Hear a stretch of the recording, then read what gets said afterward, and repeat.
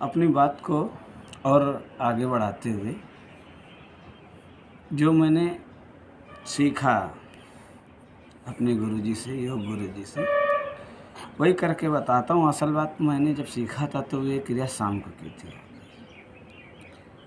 अपनी छत पर, और आज मैं सोए कर रहा हूँ बताने के लिए। और ये ईयरफोन इसलिए लगा रखें कि हमारी बात आपको क्लियर सुनाई दे, और जब भी करिए तो ये ईयरफोन लगा के मत करिएगा। केवल समझ लीजिएगा कि देखो उन्होंने बताया तो मैंने कैसे कहा। उन्होंने कहा बस ऐसे बैठ जाना, ऐसे, और मेरी आदत है मैं ऐसे बैठता हूँ। बैठने का कोई मतलब नहीं है। उस समय जो बताया था वही किया, लेकिन अब जो मैं समझता हूँ बस थोड़ा सीधे बैठे रहिए, जैसे कर पाओ कर लो सहज से आराम से। तो उन्होंने कहा था नाक से ही सांस बाहर फेंकनी है, थोड़ा सांस अंदर ले लो, उसके बाद धीरे धीरे धीरे धीरे सांस को बाहर फेंकना, और कोशिश करो कि ध्यान इधर होना चाहिए। तो ध्यान इधर होना चाहिए। अब मैं करके बताता हूँ। मुंह का इस्तेमाल मैंने नहीं करूँगा, नाक से थोड़ी सांस अंदर लूँगा, इसके बाद धीरे धीरे कर कर उस सांस को मैं बाहर निकाल दूँगा। और जितना हो सकेगा थोड़ी देर सांस नहीं लूँगा, इसके बाद अपने आप ले लूँगा। मैं एक प्राणायाम करके बताता हूँ, और मैंने प्राणायाम किया था लगभग 1 महीने किया था लगातार। और अगर बीच में छूट भी जाए तो कोई दिक्कत नहीं होती है, सब ये ऐसा कोई नहीं है। करके बताता हूँ।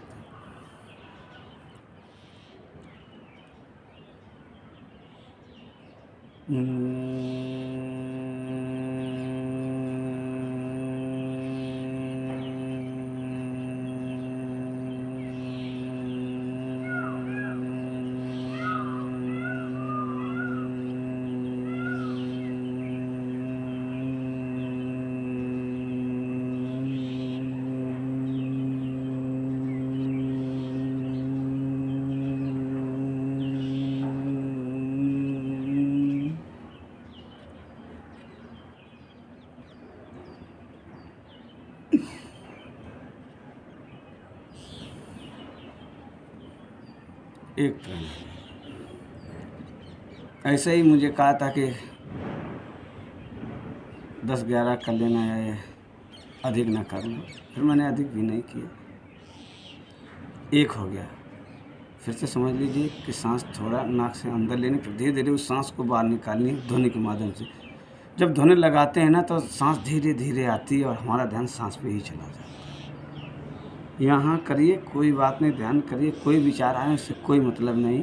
कभी मैंने ये नहीं सोचा विचार आ रहा है, मैंने कहा आने दो। फिर एक बार करके बताते हैं। ऐसे 4-5 बार आप 4-5 प्राणायाम कर सकते हैं। क्लियर है ना? हाँ, ऐसे। अब इस बार हम 2 लगातार करके दिखाएंगे।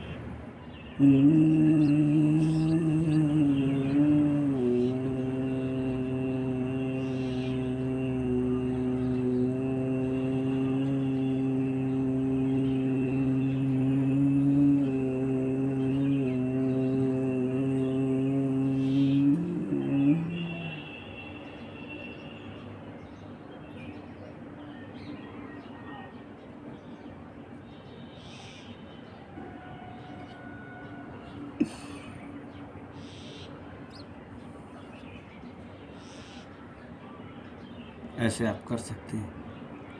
फ़िलहाल आपको ये वीडियो देखकर हँसी आ रही होगी, या जब मैं कर रहा हूँगा तो आप हँस भी सकते हैं। कोई बात नहीं, ये भी अच्छी बात है, हँसना भी स्वास्थ्य के लिए लाभदायक है। लेकिन जब जब मैंने इसको किया, कि जैसे ही पहला प्राणायाम बैठ के किया, मुझे ऐसा लगा कि मुझे इसी की तो ज़रूरत थी। बस 2-4 दिन ही हुए थे तो मेरे अंदर से ऐसा आया, जो एहसास मिल रहा था, जो भाव आ रहा था, वो ये तो कह रहा था यही राम और यही कृष्ण, ये भाव ही तो राम और कृष्ण है। और हमारे गुरुदेव ने भी कहा था कि अभी तो मैं तुम्हें चेला बता रहा हूँ, लेकिन किसी आगे चलकर तुम हम ही को बताओगे, आगे चल कैसा भी होगा। क्योंकि मैं इस यात्रा में निकल ही पड़ा था, निकल कर ढूंढ ही रहा था। जैसे मैंने इसको किया, मैं शांत होता चला गया। शांत पहले भी था, लेकिन क्लियर कुछ होने लगा, दिखने लगा। और रही बात इस क्रिया की मजाक की, तो गुरुदेव से मैंने पूछा कि अब आप किसी को नहीं बताते? अरे कहाँ चेला, हमने जिसको बताया वो पागल बता देता था। इसके बाद बताने ही बंद किया। पर एक ऐसा लगता था, छोटे गुरुदेव से बात करते थे कि हम 2 लोग हैं, तीसरा कहाँ है? तीसरा होना चाहिए, तीसरा कहीं है। कहा वो तुम थे और तुम हमारे ही गाँव में थे, ये मुझे नहीं पता था। अरे हमने कहा हमें भी ये नहीं पता था कि आप ही हमारे गाँव में नहीं, पहले मिल लेते, ये समस्या हमारी हल हो गई होती। लेकिन ऐसा कहाँ। और ये बात मजाक की, तो जब मैं घर में ऐसा किया करता था तो हाँ, पिताजी देख के हंस के निकला करते थे। तो बहन बोल रही थी कि भैया जब तुम ये कर रहे थे तो पापा हंस रहे थे तुम पे। हमने कहा कोई। एक बार मैं ऐसे ही बैठा था, करने लगा था, ध्यान कर रहा था। मतलब ध्यान क्या, ऐसे सांसों पे बस ध्यान दे रहा था।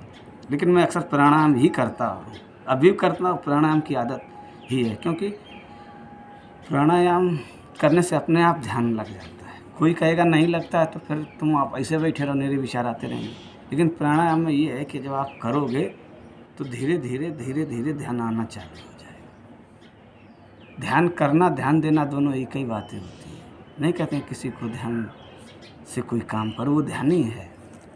बहुत से प्रकार हैं, लेकिन जो ये क्रिया है करके आप देखिए, करिएगा एक मन आराम से, बीच में छूट जाए कोई दिक्कत नहीं।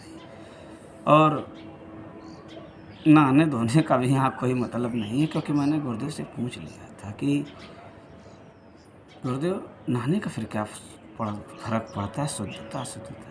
कहा चेला मान लो तुम एक मंदिर गए नहा धो के, तुम का कोई गया नहा धो कर गया आराम से पवित्र होकर, जिसे वो कहता है, और मंदिर में एक अंगूठी रखी है, और जब वो अंगूठी रखी है तो वो उसको चुरा लाया, तो गलती किसकी रही? तुमने कही तो मन की रही। तो फिर कहने लगे नहाए धोने से क्या मतलब? मैंने कहा बात तो सही है। इसलिए शुद्धता से केवल बैठना ही बहुत बड़ी बात है। तो अंकल जी ने, जैसे मैं कर रहा था, देखे और निकले, कहने लगे, उनकी बात तो मैंने सुन ली थी, ये सन्यासी बन जाएगा, ये घर छोड़ के चला जाएगा, ये सन्यासी बन जाएगा। तो ऐसा होता रहा। एक बार अपने जंगल में बैठे कर रहे थे, एक लोग देखा होगा निकलते हुए, कहने लगा ये पगलिया आ गया, लोगों से कहा जाके। पर लोग कहाँ समझते हैं, जो अंदर की तड़प होती है उसको शांत करने के लिए व्यक्ति बेचैन तो रहता ही है। ऐसे बहुत सी एहसास मैंने धीरे धीरे प्राप्त करना चालू किया। ऐसे लगता था बहुत अच्छी चीज़ मिल गई है मुझको। आप भी इसे करिएगा और देखिएगा, करने के बाद विचार अपने आप शांत हो जाते हैं, दिमाग शांत, यानी विचार आएंगे नहीं, फिर आपको एक एहसास मिलेगा। ऐसे ही करने लगा था। अब थोड़ी बात, अब क्या बताएं, अब अगर अध्यात्म के विषय में बोला है तो फिर इसी को अध्यात्म कहते हैं। तो मैं तो चल पड़ा था। इसके बाद अब अगले में बात करेंगे कि जो ब्रह्मचर्य का पालन था, जो सीखा था, जिस किताबों से तो कम ही सीखा था। धार्मिक सीरियल थे जो दिमाग में बात थी कि नारी बाधक है। अब वो तो गुरुदेव ने कहा कि नहीं है, छोटे गुरुदेव कहते हैं कि ये तो सहायक है।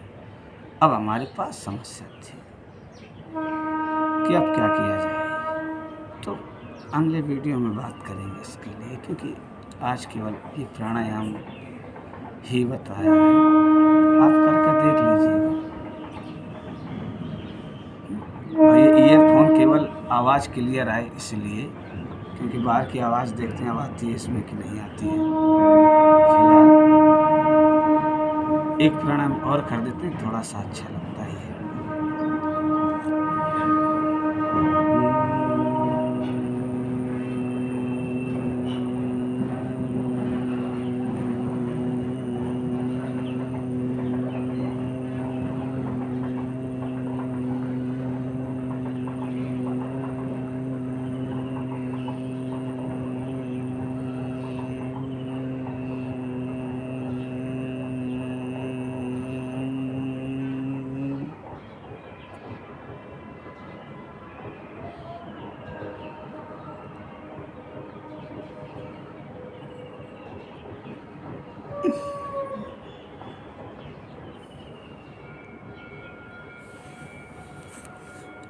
ठीक है, किसी दिन उल्टा खड़े होकर भी दिखा देंगे, उल्टा भी खड़े हो लेते हैं।